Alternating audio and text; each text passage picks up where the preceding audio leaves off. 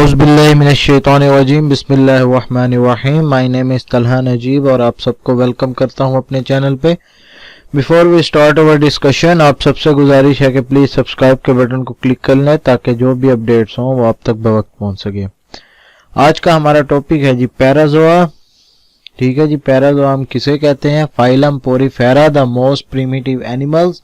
The name porifera is derived from the Latin porus and the fera. जो हमारे पास phylum है Porifera यानी कि मोस्ट प्रिमिटिव एलिमेंट्स, उसका जो नेम है हमारे पास पोरीफेरा, वो पोरीफेरा किससे हमारे पास डिराइव हुआ है? दो लैटिन वर्ड से डिराइव हुआ है। नंबर फर्स्ट वाला लैटिन वर्ड क्या है जी हमारे पास? पोरस, और नंबर सेकंड वाला है जी हमारे पास फेरा। ठीक है जी, पोरस का मतलब होता है पोर्स और फेरा का मतलब क्या होता है जी? बेयर। ठीक है जी, नेक्स्ट है द पोरीफेरा और द पोर बेरिंग एनिमल्स। ऐसे एनिमल्स होते हैं जिनके अंदर पोर्स होते हैं, कॉमनली कॉल्ड द स्पंजेस, जिनको हम कॉमनली स्पंजेस का नाम देते हैं। तमाम ये जो स्पंजेस होते हैं ये क्या होते हैं? एक्वेटिक होते हैं यानी कि पानी में रहते हैं। टोटल इसकी 5000 स्पीशीज हैं। ठीक है जी, जिसमें से 150 जो हैं वो सिर्फ फ्रेश वाटर की हैं और दूसरी जो हैं वो दूसरी मैरीन वाटर की स्पीशीज हैं। नेक्स्ट हम देखते हैं इसके जनरल कैरेक्टरिस्टिक्स क्या होते हैं जी हमारे पास। These animals are composed of the many cells। ये एनिमल्स बहुत से सेल्स पर मुश्तमिल होते हैं। However, there is no tissue organization and have no organs। ठीक है जी, सेल्स से कंपोज तो हुई होती है इनकी बॉडी, लेकिन इनकी बॉडी के अंदर कोई भी टिश्यू नहीं होता और ना ही कोई ऑर्गन होता है।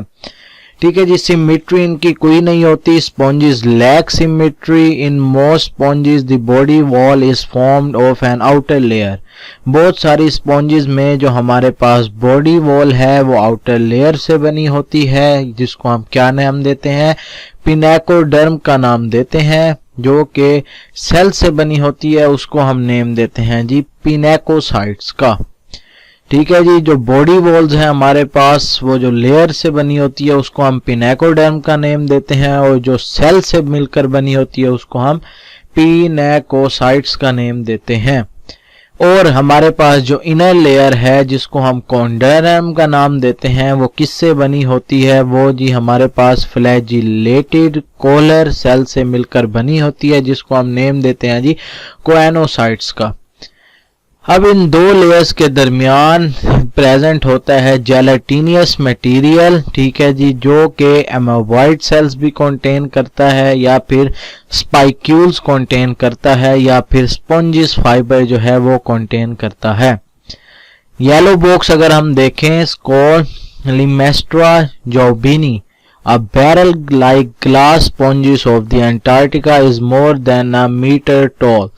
ठीक है जी, जो हमारे पास कोलेमेस्ट्रा जोबिनी है क्या है जी? ग्लास लाइक स्पंजेस है।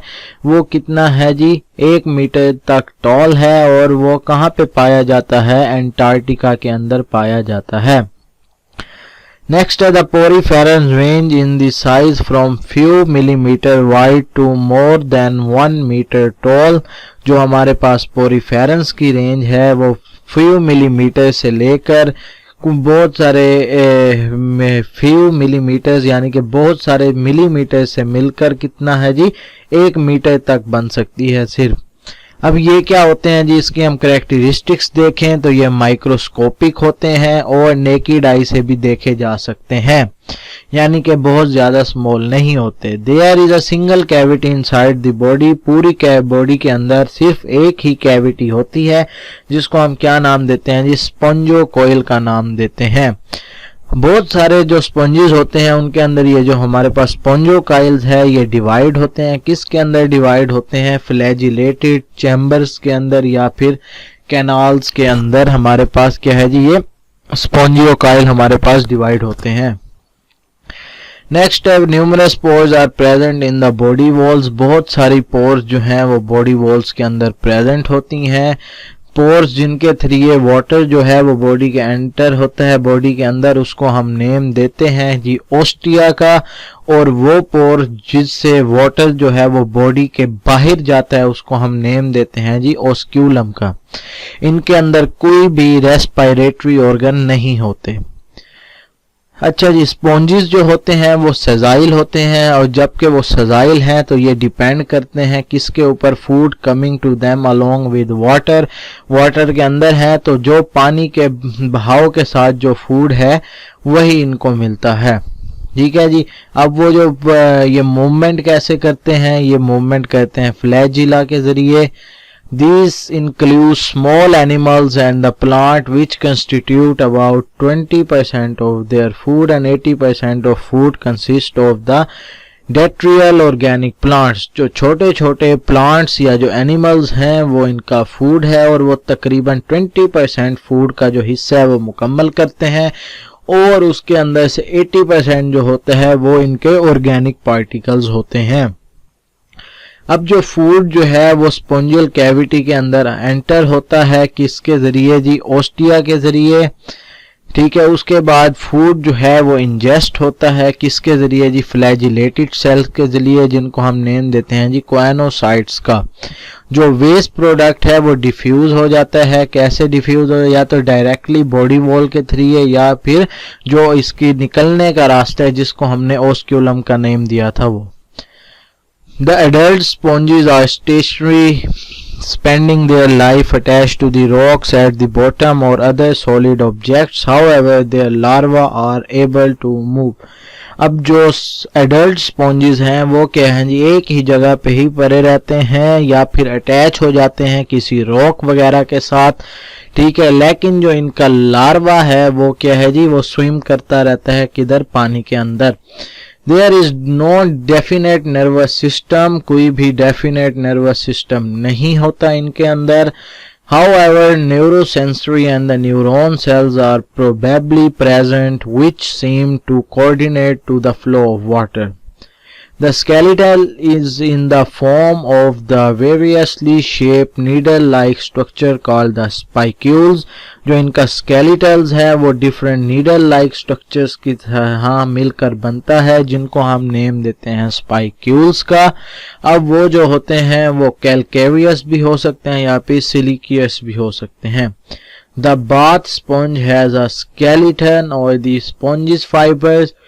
The skeleton is present among the pinacocytes and provides support। जो skeleton है वो pinacocytes पे present होता है और क्या provide करता है, support का काम provide करता है।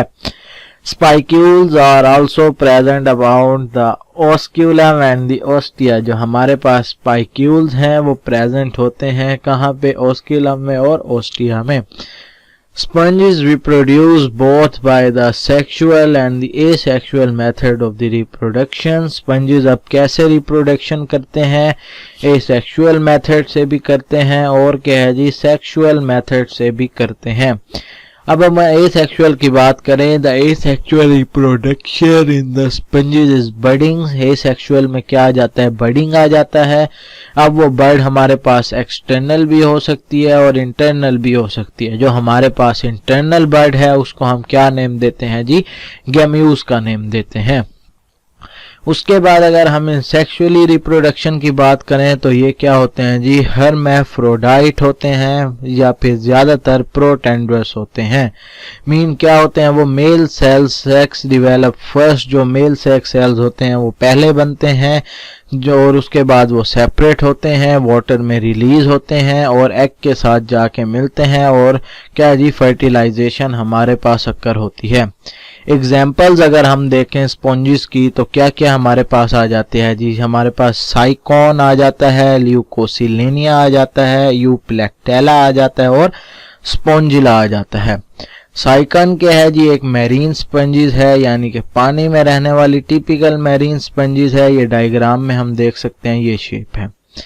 नेक्स्ट है जी ल्यूकोसिलेनिया, ये क्या है जी, ये group of the erected tubes को कंटेन करती है। थर्ड है यूप्लेक्टेला, ये क्या करती है जी, वेनस फ्लावर बास्केट भी इसको कहते हैं। ये ब्यूटीफुल होती है और डेलिकेट होती है जितने भी स्पंजेस हैं उन सब में, और ये फ्रेमवर्क ग्लासी फ्रेमवर्क के तौर पे यूज होती है। नेक्स्ट है स्पॉन्जिला, ये क्या है जी, फ्रेश वाटर की हमारे पास स्पॉन्ज है। इसके बाद नेक्स्ट हम चलते हैं जी इंपॉर्टेंस की तरफ। The skeleton of sponges have long been used by man mostly for washing and the bathing. जो स्पंजेस है वो इंसानों के लिए वॉशिंग या फिर बाथिंग का काम करते हैं। कैसे? जैसे कि फोम वगैरह हम नहाते हुए अपनी बॉडी को मारते हैं तो वो स्पंज ही है। Although many artificial sponges have been made from synthetic materials, still the natural sponges are demands and it's important in the industry. बहुत सी आज के इस दौर में साइंस ने तरक्की कर ली है, आर्टिफिशियल स्पंजेस भी मिल रहे हैं, लेकिन अभी भी जो नेचुरल स्पंजेस हैं उसकी डिमांड बहुत ज़्यादा है इंडस्ट्री में। कमर्शियल स्पंजेस जो हैं वो वार्म वाटर में पाए जाते हैं। मेडिटेरियन सी की sponges have great capacity to absorb water. Sponges के अंदर ग्रेट कैपेसिटी होती है वाटर को एब्जॉर्ब करने के। ये सर्जिकल ऑपरेशंस में भी यूज होते हैं कि जो खून बह रहा हो उसको एब्जॉर्ब कर लें अपने अंदर। ठीक है जी। उसके बाद ये साउंड भी एब्जॉर्ब करते हैं और बिल्डिंग्स में लगाए जाते हैं साउंड एब्जॉर्बिंग के तौर पर। तो आज हमने ये स्टडी कर लिया है जी स्पंजेस की इम्पोर्टेंस, इसके जनरल कैरेक्टरिस्टिक्स, ठीक है जी, और इसकी क्लास को। यहाँ तक अगर आपको कोई भी इशू हो तो हमसे कांटेक्ट कीजिएगा, इंशाल्लाह आपकी कन्फ्यूजन दूर की जाएगी। आज के लिए आई थिंक इतना ही काफ़ी है। अपना ख्याल रखिए, घर वालों का ख्याल रखिए। अल्लाह हाफिज़।